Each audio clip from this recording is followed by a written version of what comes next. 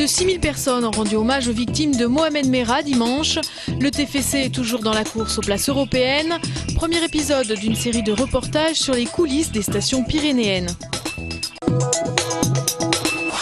Un hommage aux victimes et aux familles en deuil. Une image symbolique pleine d'émotion et d'affection hier à Toulouse où des milliers de personnes se sont rassemblées pour partager leur peine lors de cette marche blanche. Catholiques, musulmans, juifs et même athées étaient présents pour s'unir contre la haine raciste et antisémite.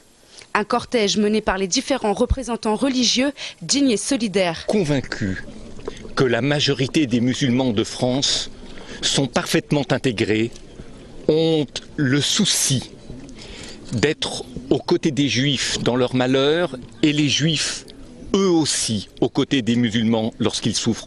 Il a assassiné des musulmans avant de tuer les juifs. Je trouve que nous sommes les victimes de ces fanatiques. Dans ce cas-là, aux parents, aux responsables religieux, à tout le monde de dénoncer, de faire le nécessaire à protéger leurs enfants. Juifs, musulmans, chrétiens, nous menons le même combat contre l'extrémisme. Les gens qui soutiennent Mohamed Merah, ce sont des délinquants comme lui, ce sont des criminels comme lui.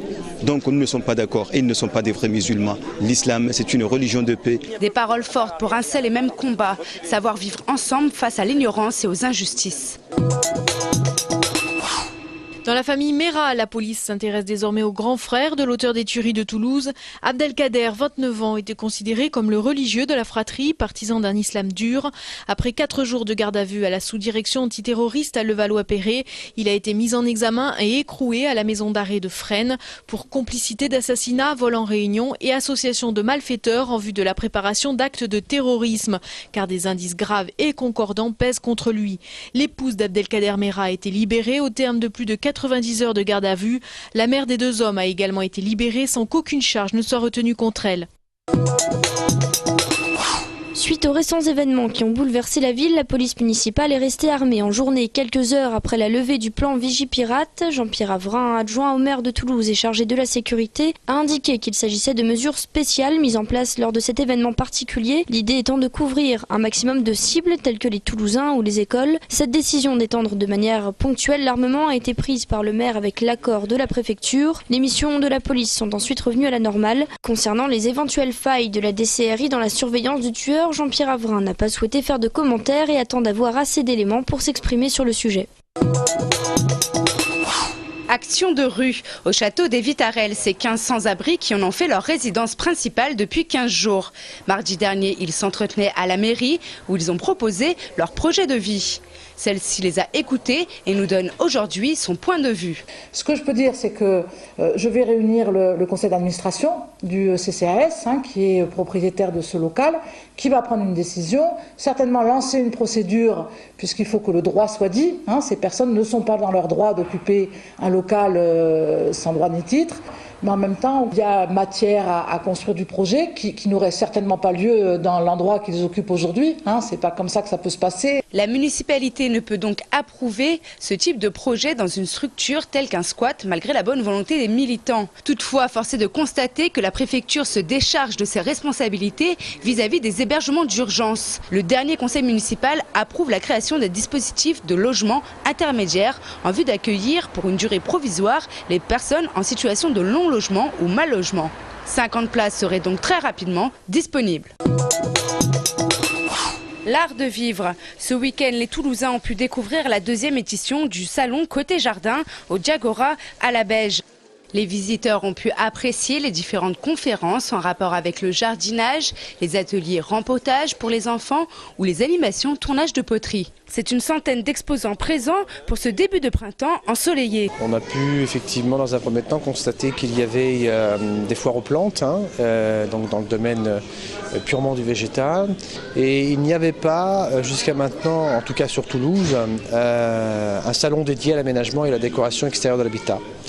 Or, il y a une tendance très forte et une demande très forte des Français en général sur l'aménagement et la décoration extérieure. Un espace vaste où l'on pouvait concrétiser ses idées d'aménagement et de décoration pour son extérieur. Des exposants très variés, avec des produits différents. C'est un salon côté jardin. Vous voyez, j'expose par exemple des savons que je fais moi avec des herbes, avec des macérations de plantes Et le soleil nous accompagnant, c'est un vrai bonheur d'être là. Un soleil déjà là pour accueillir la nouvelle saison printanière. Depuis la fermeture de Mega Upload, le site de téléchargement le plus célèbre, les gérants de vidéoclubs ont le sourire. Certaines enseignes remarquent une hausse du nombre de locations de DVD, plus de 20% sur le mois de février pour ce vidéoclub de Toulouse. Le lendemain de la fermeture, on a constaté un retour de clients qui cherchaient des séries, surtout. Pour certains, c'était une découverte, puisqu'ils étaient, je crois, jamais rentrés dans un vidéoclub, ou alors ils étaient tout petits avec leurs parents, et ils ont oublié ce que c'était que d'acheter un disque ou d'acheter un film ou de le louer. Et pour eux, c'était inconcevable de devoir payer pour voir du cinéma ou écouter de la musique. Et quand nous on propose un film à 2,90 €, j'ai eu une jeune fille qui a ouvert des yeux voilà, comme ça, en disant mais jamais je vais payer ce prix-là. Même s'il reste des possibilités de contourner la loi, les clients des vidéoclubs apprécient surtout la qualité de l'image du DVD ou des Blu-ray. 4e victoire en 5 matchs pour le Toulouse Football Club. 38e minute, Franck Tabanou fait parler la poudre par son pied gauche et permet aux siens de prendre l'avantage. Le reste de la rencontre se résume par la maîtrise défensive des Violets, à l'image de Naïmen Abdenour, infranchissable. Toulouse qui aurait pu doubler la mise par Moussa Sissoko en fin de match. Les Violets se contenteront de 3 points et de leur statut conforté de meilleure défense du championnat. Ils en auront bien besoin dès la semaine prochaine pour défendre leur 4e place à Lille, meilleure attaque de Ligue 1. En natation, record pour les dauphins du TOEC qui qualifient 5 nageurs pour les prochains JO de Londres. Julien Savage est rejoint par Loris Bourrelli et 3 nageuses, Coralie Balmy, Alexiane Castel et Ophélie Cyriel Etienne. Les remontées mécaniques n'ont pas encore ouvert leurs portillons aux premiers skieurs, mais la station est déjà en activité.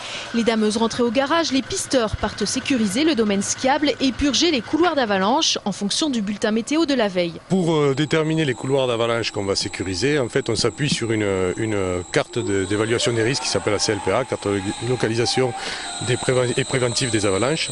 Donc on s'appuie sur cette carte qui a déjà prédéfini les couloirs dangereux.